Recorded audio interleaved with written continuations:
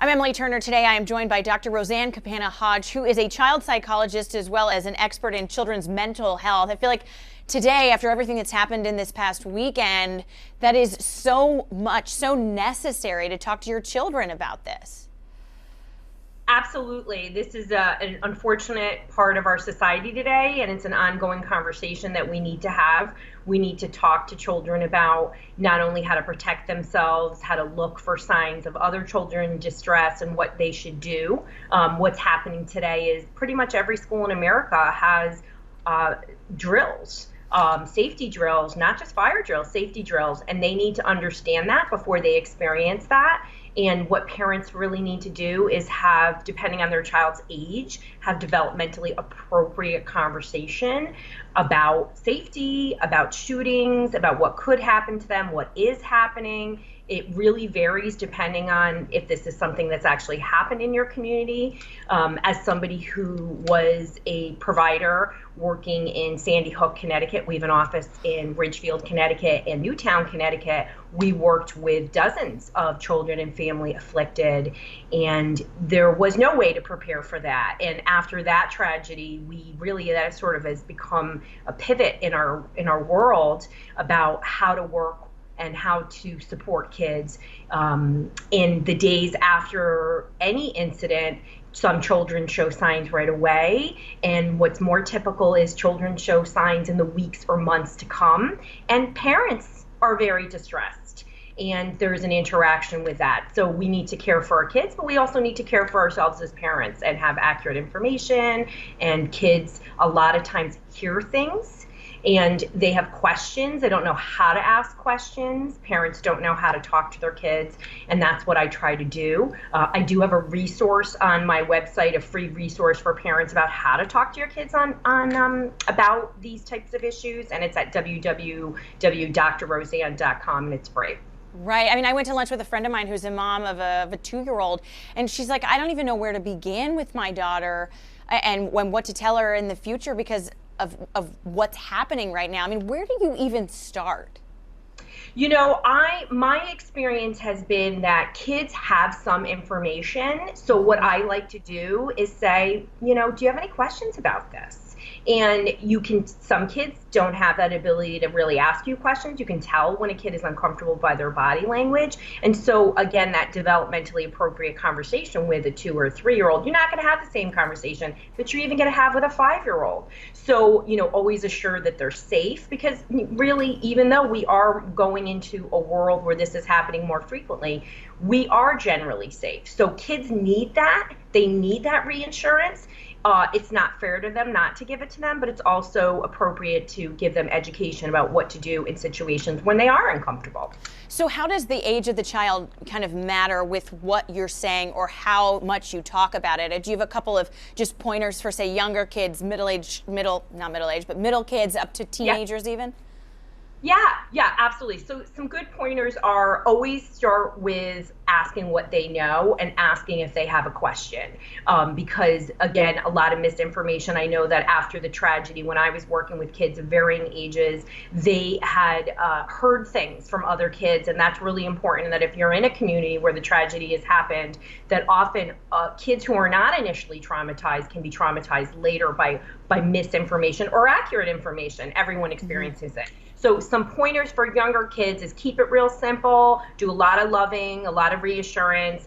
School age kids, they can handle more details, more information, always assure safety. And really when you get to middle and high school, what's really significant is letting them know about what mental health issues look like in general, and making sure that they understand that who they should go to if they have concerns about anybody or themselves. And really ask them, have deep conversations, and particularly with middle school and high school kids, those conversations only come through spending time. You don't want to do a grilling of your teenager. They're going to close the door on you. We all know this. I'm a mom of a teenager. So you really want to spend time with them and really try to reassure them. Sometimes it's great if you're close with a good friend of your kid and open up that conversation and maybe get together with another family. But lots of just general conversation, supportive, checking in, and really look for signs if your kid is distressed. You know, are they having sleep difficulties? Are they having stomach aches and headaches? These are the signs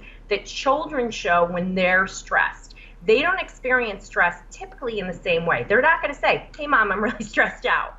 They're going to be like, I have a headache. So look for those signs, look for more emotionality, pushback, and that's really when it's important to dialogue. And if you feel like your kid is stuck, seek a licensed mental health professional. We have wonderful professionals all over America, and they sometimes can just help parents, which is what we do in our center in Ridgefield, to just have the right words to help communicate and really restore that security for a child or a teenager. I think it's easy sometimes to underestimate the scope of your child's knowledge. How much do they actually know? How much have they been exposed to? But with social media at this point, it's like inevitable that they'll find out about something as much as you want to protect them. So is it probably more common than you might think that kids would be affected by news that maybe isn't even in their town or close to them, but say kids in California being really upset by what's happened in El Paso? 100%. You could not be more accurate in that statement. So kids are exposed to a lot, and I think that's why having the general conversation is really important. And, you know, sometimes kids are waiting for parents to bring things up. Kids are exposed. I know that after the Sandy Hook tragedy 6 years ago, we were getting calls at our center from people all over the United States.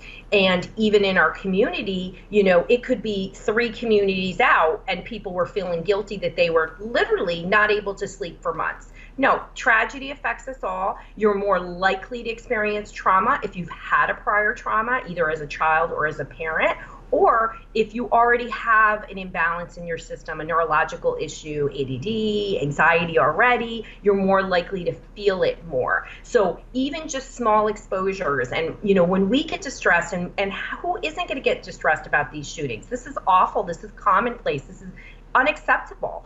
And what's happening is parents are talking about it and they're not realizing how much their children are absorbing. And you're right. I mean, teenagers are constantly getting exposed through social media, and there's no way to stop that. At what point? At what point are you having actual discourse, and it can be a learning point, a jumping off point for maybe exploring ideas of morality or, you know, legislation and that kind of thing? At what point, though, do you push that too far to where it could almost be damaging, or you're exposing your kid more than perhaps you should? That's a wonderful question. Being so connected to the Sandy Hook community, and so many positive things happen in that community, so much activism, so much love.